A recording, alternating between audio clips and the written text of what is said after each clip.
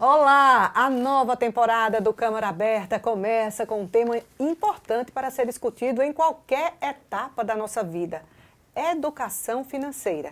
O fato é que as pessoas se endividam e, em muitos casos, essas dívidas crescem como uma bola de neve. Muita gente passa a vida toda sem saber administrar as finanças, mesmo aquelas pessoas que têm uma renda estável. Para quem se apertou também depois que a pandemia começou, equilibrar melhor as finanças pode ser uma tarefa bem desafiadora. E para falar sobre melhorar as finanças, sobre educação financeira, que o Câmara Aberta tem aqui em estúdio o economista Bruno Frascaroli. Ele é doutor em economia e atualmente atua na UFPB como professor do curso de economia e também como coordenador do curso de especialização em educação financeira. Professor Bruno, seja muito bem-vindo ao nosso programa O Câmara Aberta. Obrigado. Professor, a gente já começa perguntando ao senhor sobre a sua experiência em educação financeira.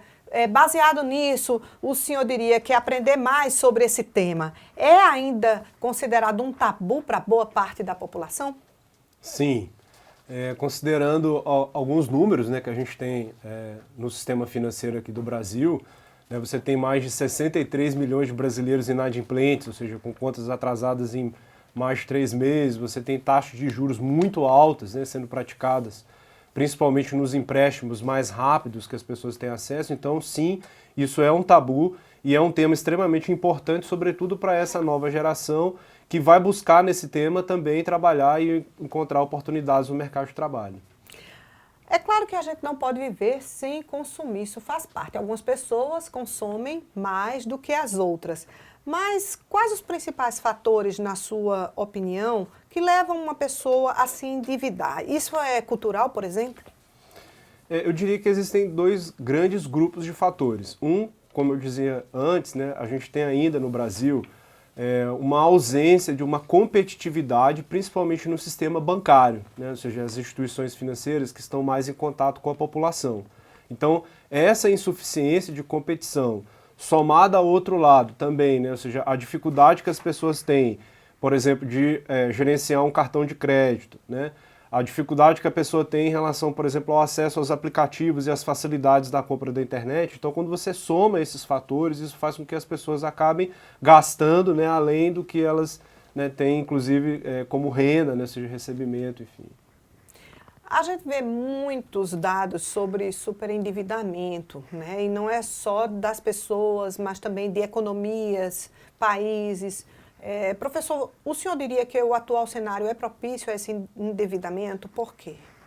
Sim, porque a gente vem, né, ou seja, de um problema, né, relativo à questão da pandemia, né? Então, a gente percebeu, né, uma queda abrupta em relação ao rendimento, né, de muitas pessoas, de um contingente muito grande da população, né? A dificuldade, por outro lado, né, dos empresários, né, que se viram numa situação, né, de dificuldade com relação à manutenção, né, dos seus negócios, e somado nesses fatores, juntamente com essas facilidades que a gente tem hoje em dia, né, de consumir, de comprar pela internet, de não fazer necessariamente o uso do dinheiro em espécie, né? Então, esse descolamento que você tem, por exemplo, de você pegar um cartão de crédito e fazer uma compra de algo, né, que é durável, né, um bem de consumo durável que a gente chama, imagina no caso do celular, e aí você fazer isso, né, essa compra dividida em várias parcelas, e aí isso na frente, sem você ter uma adequada gestão em relação, né, ao que isso vai impactar, né, em relação ao final do mês, ao seu rendimento, ao seu salário, enfim,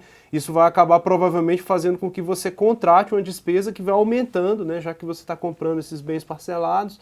E aí quando você vê, você já tem lá uma despesa fixa, né, ou seja, de algo que você consumiu além da conta e que, por muitas vezes, o que a gente indica, né, é a pessoa se conhecer.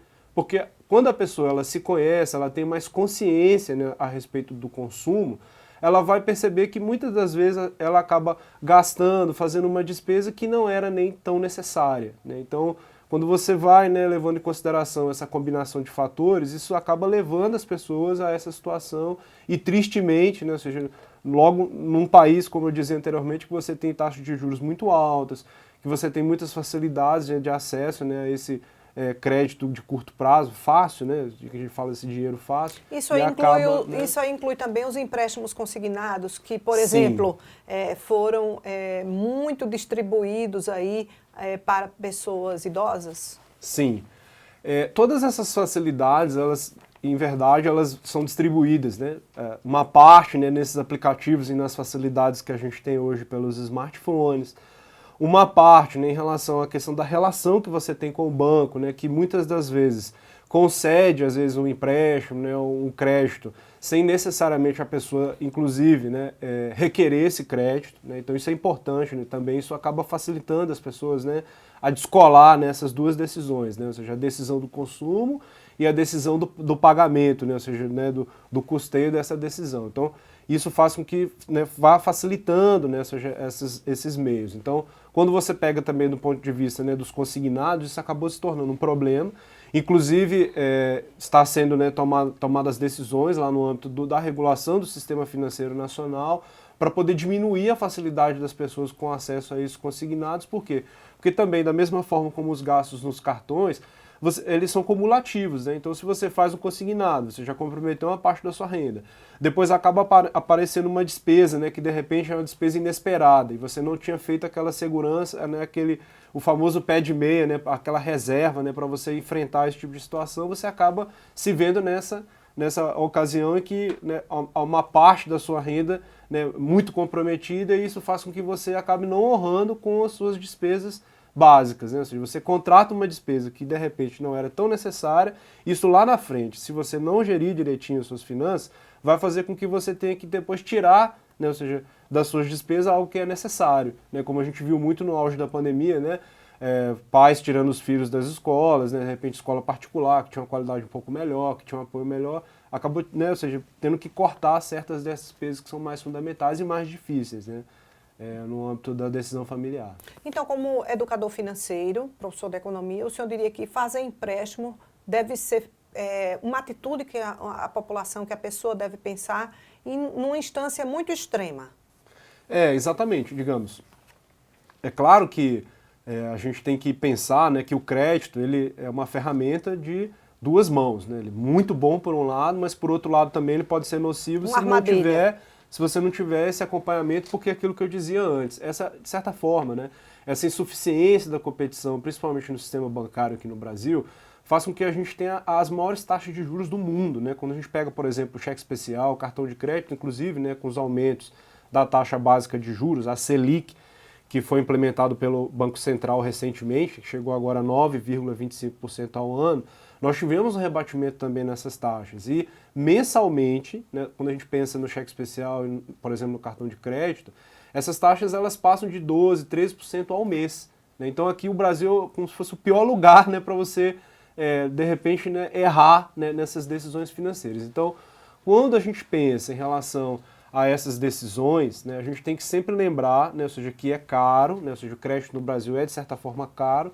mas se no âmbito, por exemplo, das decisões familiares, de repente você, né, lança a mão de um financiamento, por exemplo, para a compra de um automóvel, e de repente esse automóvel vai servir como um meio de trabalho, vai trazer, né, uma maior produtividade para aquela família, então... Uma coisa vai compensar. Exato, é positivo. Agora, tem que se pensar muito nessas despesas que a gente faz, né, e que essa despesa que você fez acaba lhe fazendo contratar outras despesas, né, outras situações indesejadas, e aí aquilo, como você bem colocou no início da entrevista, né, vai virando uma bola de neve.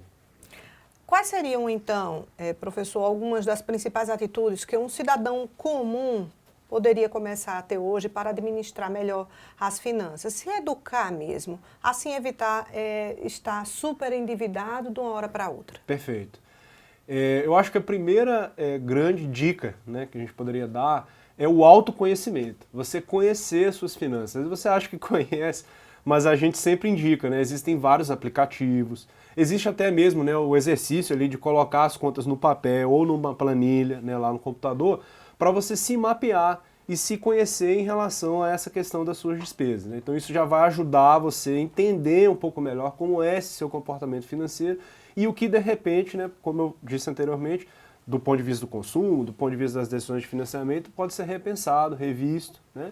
Inclusive aproveitando as oportunidades. A gente tem que sempre lembrar, né, as facilidades também que o mercado trouxe, no sentido, por exemplo, de você ter a portabilidade de crédito, de você ter a possibilidade, né, de fazer o refinanciamento da sua dívida, negociar isso com as instituições financeiras, inclusive também os feirões, né, que a gente chama feirões de limpa-nome, né, que têm sido promovidos pelo Serasa, enfim, etc., em que a pessoa que está, de repente, numa situação como essa, ela ir lá, né, e fazer frente e, né, renegociar. Aproveitar, porque são ofertadas condições muito vantajosas. Então, se conhecer, né, se tiver numa situação de vulnerabilidade, né, ou seja, ir atrás dessas possibilidades que existem hoje em dia, né. Além disso, eu acho que também algo que tem que ser exercitado profundamente é a questão da pesquisa de preços, sobretudo, né, nesse Brasil que a gente tem visto aí a aceleração da inflação, né, a inflação de 2 dias chegando a 15%, 16%, dependendo do indicador, que está sendo inclusive recalculado, revisto agora para 2020, né. Então, pesquisar, né, pesquisar preços, enfim, etc., é extremamente importante. Eu sempre faço propaganda, né, de um aplicativo que foi desenvolvido no âmbito lá do meu departamento, onde eu trabalho, o Departamento de Economia, juntamente com o Tribunal de Contas do Estado, que é o aplicativo Preço da Hora. Então, o aplicativo Preço da Hora é um presente aqui para o Estado da Paraíba. Eu tenho no meu celular o Preço da Hora, não vou mostrar agora, mas depois eu vou mostrar. Tenho sim o Preço da Hora, é muito bom esse aplicativo. A gente pesquisa através do código de barra dos produtos e aí você descobre o local onde aquele produto está sendo ofertado de forma mais barata, inclusive Exato. Também para combustível, né? Exatamente. Combustível, nessa temática também tão relevante hoje em dia, porque a gente viu um aumento, né, dos custos de combustíveis muito alto, né? E aí, bem, além disso também, ou seja, dessa ferramenta de pesquisa, a gente tem que entender também como que funcionam essas decisões, como eu estava falando. Às vezes alguma decisão sua de consumo, que pode ser, de repente, né, revista, que de repente aquela sua decisão ela vai levar possivelmente a outras decisões também que vão comprometer uma maior parte da rede. Então, tudo isso, né, ou seja, conjuntamente pode ajudar as pessoas de alguma forma a lidar melhor com essas decisões financeiras. Estamos conversando com o economista Bruno Frascaroli sobre finanças, sobre educação financeira. Vamos dar uma pequena pausa na nossa entrevista, mas daqui a pouco a gente volta para entender melhor a respeito de planilha de gastos. Fica ligado. Quero começar o meu discurso dizendo que, como vereador, vou priorizar a área da educação. Esse é o caminho para a construção de um futuro melhor. Queremos priorizar também a construção de mais casas populares. Afinal de contas, uma cidade só pode crescer de forma organizada quando possui o cidadão como prioridade. Vamos também Com a sua participação, os vereadores ajudam a construir um futuro melhor. Câmara Municipal de João Pessoa. O coronavírus é uma coisa que é muito feia. Ela pode fazer muitas gripes maus. Para não se contaminar, você precisa tomar cuidado.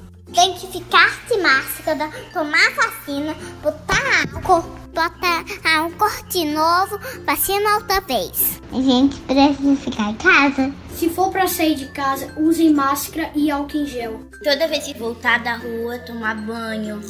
Quando chegar com algum sapato sujo, passar álcool na sola. Depois disso, lava o sapato. Tem que ficar longe das pessoas que estão sem máscara. Se você for pai ou mãe, cuide muito bem de você, porque você tem filho para criar. Eu não vou mais pro colégio presencial.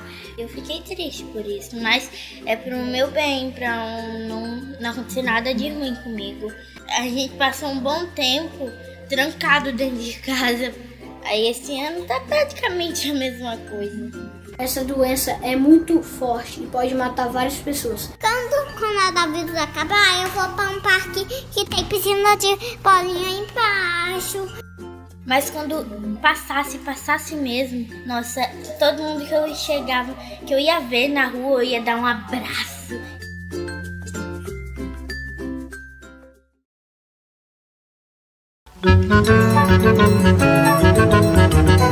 A Câmara Municipal de João Pessoa apresenta Fala, cidadão! Qual a função da Câmara dos Vereadores?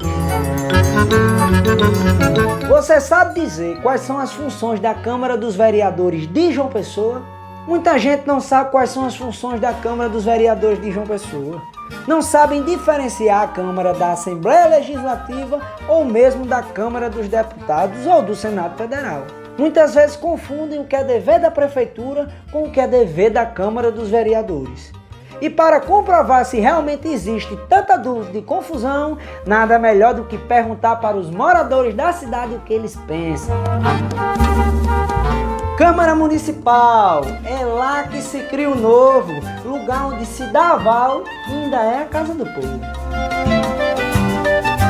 Sobre a Câmara dos Vereadores, eu acredito que seja algo que seja para fortalecer a população, né?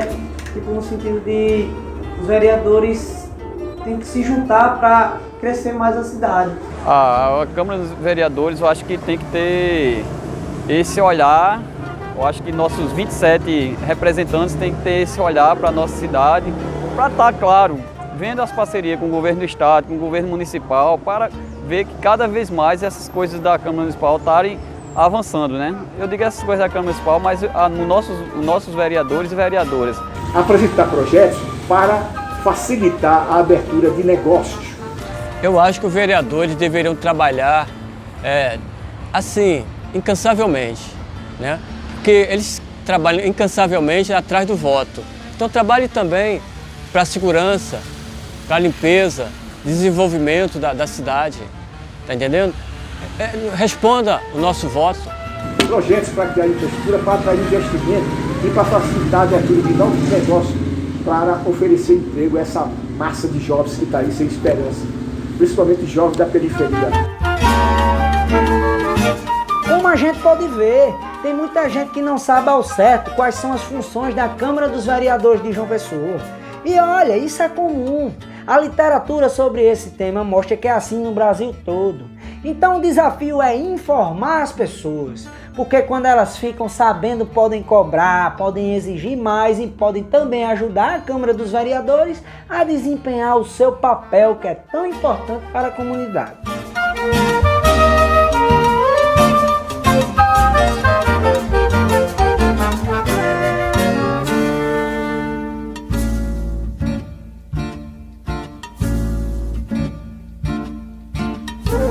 Um oferecimento Câmara Municipal de João Pessoa.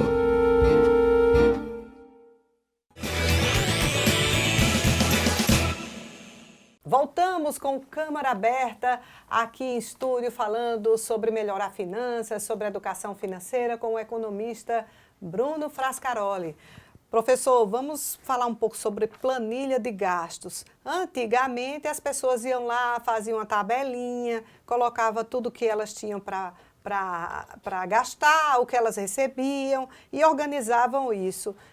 O senhor diria que hoje isso é ultrapassado, é um primeiro passo, não pode faltar essa organização ainda que não seja no formato da velha planilha? Olha, Michele, eu diria que é pedagógico, né? Tudo começa pelo primeiro passo. Então, se a pessoa, né, achar mais confortável, começar a fazer as anotações mesmo em manuscrito, no papel, ou seja, como é o comportamento dos gastos, o que ela tem consumido, né, saídas no final de semana, gasto com transporte, enfim, esse tipo de despesa, é interessante porque você vai compreender melhor, né, o seu comportamento e aí, de repente, a pessoa se sinta mais à vontade, goste dessa brincadeira, né? E aí, por exemplo, faça uso de um aplicativo. Existem vários aplicativos hoje, né, para você organizar suas despesas, que vão lhe dar, inclusive, dicas, né, a respeito de o que você pode fazer, como que você pode gerenciar melhor, né, esses gastos. E também, né, também a gente não pode deixar de lado, né, a velha e boa planilha, né, ou seja, uma planilha também, né, bem organizada, bem redondinha a respeito dos seus gastos, colocando lá, de repente, detalhamentos a respeito de gastos com financiamento, despesas de longo prazo. De repente você estabelecer lá também, né, do outro lado, ganhos, enfim, e colocar algumas metas, né, em relação ao controle melhor das suas despesas, nada melhor, né, naturalmente, do que uma dica como essa, para a pessoa se conhecer do ponto de vista financeiro e tomar melhores decisões financeiras na vida. Fala-se muito em aplicações financeiras, mas muita gente só conhece mesmo a poupança, para guardar lá o dinheirinho, né? A poupança é esta que nem sempre rende o que a gente imagina. Qual deve ser o momento em que um consumidor deve pensar em fazer uma aplicação? Isso remete, né, à necessidade, e foi implantado agora recentemente na Base Nacional Comum Curricular, né, a educação financeira começando da escola, né? Então, quando você introduz a educação financeira na escola, você vai ter uma série de ganhos.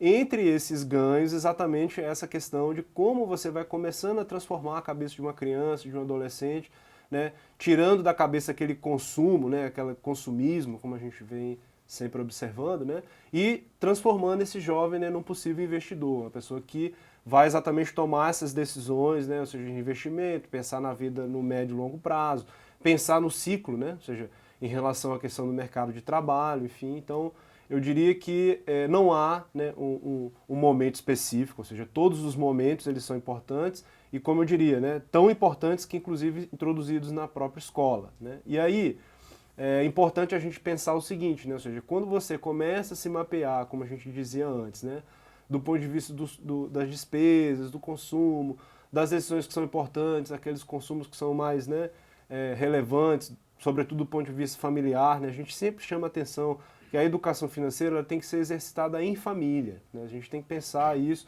não pode ser um tabu, né? Continuar sendo um tabu, essa coisa de você, né, conversar sobre o dinheiro, essa dificuldade, isso tem que ser, na verdade, algo também que faz parte, né, ou seja, do cotidiano familiar. E nesse aspecto, né, ou seja, quando a pessoa começa a fazer esse mapeamento do consumo, das suas despesas, enfim, ela vai ver quais oportunidades que ela está perdendo, na verdade, na forma de investimentos, na forma, de repente, de você fazer com que o seu dinheiro trabalhe para você, né, um pouco, né, afinal, né. Seria um sonho, né, o dinheiro trabalhar para você e não a gente trabalhar por causa do dinheiro.